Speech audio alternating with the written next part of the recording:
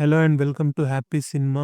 'అర్జున్ దాస్' నటించిన 'bomb' movie యొక్క review అయితే చూద్దాం. ఈ సినిమా కథ చూసుకుంటే కాళకమ్మాయిపట్టి అనే ఒక ఊరైతే ఉంటుంది. ఒకానొక సందర్భంలో ఆ ఊర్లో ఒక పెద్ద రాయి అయితే పడుతుంది. ఆ రాయి పడి 2 భాగాలుగా చీలుతుంది. ఒకటి ఒక పక్క పడుతుంది. ఇంకోటి ఇంకో వైపు పడుతుంది. ఇప్పుడు ఒక సైడ్ పడిన రాయినైతే ఆ జనాలు ఇదే మా దేవుడు, ఇదే శక్తివంతుడైన దేవుడు అని ఒక సైడ్ అయితే నమ్ముతారు. అదే ప్రకారంగా ఇంకొక సైడ్ పడిన రాయిని కూడా అలాగే ఆ ఒక్క వ్యక్తులు కూడా అదే మా దేవుడు, అదే శక్తివంతుడైన దేవుడని వాళ్ళు కూడా నమ్ముతా ఉంటారు. ఒకానొక సందర్భంలో ఊర్లో అయితే పెద్ద కలవరమే ఏర్పడుతుంది. నీ దేవుడు గొప్పనా? నా దేవుడు గొప్పనా? అని పెద్ద ఒక పంచాయతీ ఏర్పడుతుంది. చివరికి ఒకటిగా ఉన్న ఈ కాళ్ళకమ్మాయిపట్టి అనే ఊరైతే సెపరేట్‌గా కాళ్ళపట్టి, కమ్మాయిపట్టి 2 వేరే వేరుగా ఊరుగా అయితే మారిపోతుంది. ఇప్పుడు ఒక వ్యక్తి అయితే 2 ఊర్లో అన్నదమ్ములు లెక్క ఎంతో సంతోషంగా, ఆనందంగా ఉన్నారు. ఇప్పుడు ఇలా విడిపోయారని ఎలాగైనా మనం చనిపోయే లోపల రెండుగురు ఒకటే కావాలని ఒక వ్యక్తి అయితే ఆశిస్తా ఉంటాడు. దాని తర్వాత ఆ వ్యక్తి అనుకున్న ఆశ అయితే నెరవేరిందా? లేదా? అనేది ఓవరాల్‌గా ఈ సినిమా మొత్తం కథ. ఈ సినిమా మెయిన్ కోర్ ఐడియా వచ్చేసి చాలా ఎక్స్‌ట్రార్డినరీగా ఉంది. మతం, జాతి, భేద, రంగు, వర్గాలు ఇవల్లా వదిలేసి మానవత్వమే ఇంపార్టెంట్ అనే ఒక కాన్సెప్ట్‌ని ఈ సినిమాలో భలే చెప్పారు. అదే విధంగా ఈ సినిమా టైటిల్‌కి గూడా సాలిడ్ జస్టిఫికేషన్ అయితే ఇచ్చారు. ఆ ఒక జస్టిఫికేషన్ నాకైతే చాలా సర్ప్రైజ్ అయితే అయింది. ఈ సినిమా మేజర్ బలం ఏంటంటే ఈ సినిమా క్లైమాక్స్ మరి ఇంటర్వల్ బ్లాకే. ఎందుకంటే ఆ ఒక టైంకి వీళ్ళు అరైవ్ అయిన విధానము, అదే విధంగా దాన్ని ప్రెజెంట్ చేసిన విధానం, దాంట్లో ఉన్న గూస్ బంప్స్ లెవెల్స్ గాని, ఎమోషనల్ కనెక్ట్ గాని చాలా సూపర్‌గా వర్క్ చేశారు.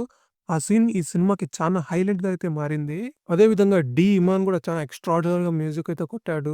కొన్ని ఫోక్ సాంగ్స్ అయితే ఇచ్చాడు. భలే ఉంటాయి. ఆ సీన్‌నయితే భలే ఎలివేట్ చేశాయి. ఆయన గూడా బాగానే వర్క్ చేశాడనుకుంటా. ఇక ఈ సినిమా పర్ఫార్మెన్స్ వైస్ చూసుకుంటే రెగ్యులర్‌గా చేసే 'అర్జున్' క్యారెక్టర్ కాకుండా ఒక కొత్త విలేజ్ అట్మాస్ఫియర్‌లో అయితే ఒక మంచి క్యారెక్టర్ అయితే చేశాడు ఈ సినిమాలో. సినిమా మొత్తం అమాయకుడిలా కనపడిచ్చే ఆ ఎక్స్‌ప్రెషన్స్ గాని, అదే విధంగా సినిమాలో ఒక పాయింట్ ఆఫ్ టైమ్‌లో అయితే కాళీ వెంకట్‌కయితే ఒక సమస్య ఏర్పడుతుంది. అక్కడ చూపించే కొన్ని ఎమోషన్స్ గాని బాగానే పండించాడు.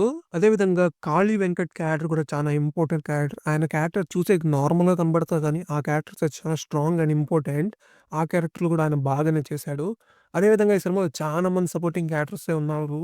'శివాత్మిక' గాని, 'అభిరామి' గాని, 'నాజర్' గాని, 'సింగంపులి' గాని ఇంకా చాలా మందైతే ఉన్నారు.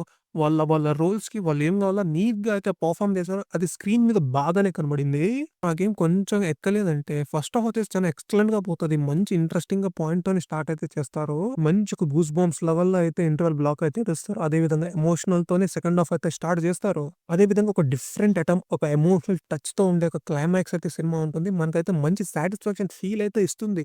అదంతా ఓకే గానీ, ఈ సెకండ్ హాఫ్‌లో ఒక 10, 15 మినిట్స్ గాని, ఫస్ట్ హాఫ్‌లో ఒక 10, 15 మినిట్స్ గాని సెంటర్‌లో అక్కడక్కడ స్టోరీ వచ్చేసి ఎక్కువ మూవ్ అయ్యలేదనిపిస్తది. ఎందుకంటే చెప్పిందే చెప్పినట్లు 2, 3 సార్లు సేమ్ రిపీటెడ్ చెప్పినట్టు నాకైతే అనిపించింది. ఇంకా ఇన్ బిట్వీన్‌లో రైటింగ్ ఏమన్నా కొంచెం ఇంట్రెస్టింగ్ ఏమన్నా చేసుండొచ్చు. కొంచెం క్వర్కీగా ఏమన్నా లేదంటే కొన్ని ట్విస్ట్ గాని, కొంచెం ఎమోషనల్ కంటెంట్ గాని, కొన్ని కొత్తగా ఏమైనా ఆలోచన చేసిండొచ్చు. సినిమా స్టార్టింగ్‌లోనే చానా క్యారెక్టర్స్ అయితే చూపిస్తారు. వాళ్ళ పేరు, వాళ్ళతో పాటు వాళ్ళ ఊరు పేరు కూడా చూపిస్తారు. ఒక 2, 3 క్యారెక్టర్ చెప్తే మనమైతే గుర్తుపెట్టుకోవచ్చు. ఒక 20, 30 క్యారెక్టర్ చెప్తే మనం ఎక్కడి నుంచి గుర్తుపెట్టుకోగలం ప్రతి ఒక్క క్యారెక్టర్ పేరు, వాని ఊరేమిటని. అదే విధంగా ఈ సినిమాలో మంచి సపోర్టింగ్ క్యాస్ట్ అయితే ఉంది గానీ, దాన్ని ప్రాపర్‌గా అయితే వాడుకోలేదు.